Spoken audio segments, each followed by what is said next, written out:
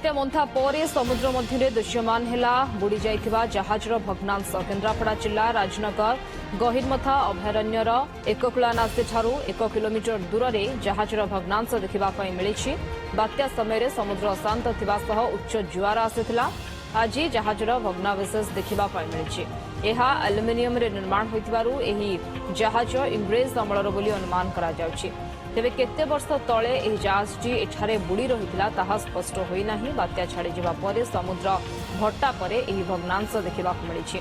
जुआर समय यह देखा जाउ नथिबारु अन्य कोनोसी माछधरा बोट किंबा वन विभाग पेट्रोलिंग बोट दुर्घटना हेबार आशंका रहिछि। तेणु जहाजर भग्नांश को कूलकु आनिबाकु दाबी करिसथि लोक। आमे प्रकृत में कहूँ जे यहाँ हूँ ब्रिटिश अमलू ये घटनाटा घटी एवं से ब्रिटिश अमलर जहाज किंबा अन्य कौ देशर जहाज आम प्रकृत में एपर्यंत सठिक भाव में जना पड़ी ना। किंतु आमे देखुचु अगरनासीर जो जगार से रही समुद्र पतन जो कमी आसूची से जहाजर भग्नावशेष देखा जाउची एवं अति विपज्जनक भाव में जो भाव में रही माछ फिशिंग करुवा बोट मानक पई विपद एवं जो माने कोस्टगार्ड सिस्टम रे जो माने जंगल को जगुचंती से माने जो बोट जीवासवा करुची से मानक पई मध्य विपद अछि।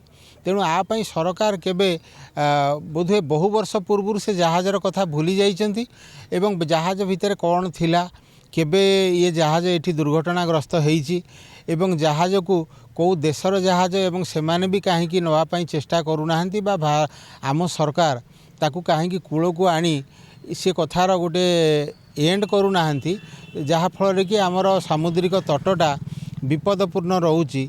आमे आशा करूचु जे सरकार ए बाबद रे बा जो ये डिपार्टमेंट ए बाबद रे टिके पदक्षेप नौ। जो गहिरमथा माराइन सेंचुरी जो अच्छी तारी सही अंचल रे जो भग्नावशेष भाव में गोटे जहाज या लुकायित हेउची। तेणु यह बर्तमान तदंत सापेक्ष यह अनुमान करा जाउची यह निश्चित भाव में सही इंग्रेज समयर आउ तार जो गठन शैली एवं लुहा बड़ी जो ऊपर को देखा जाउची ताहा पछरे गोटे विराट इतिहास थाई पारे। तेणु ए आ उपरे अधिक गवेषणार आवश्यकता रही।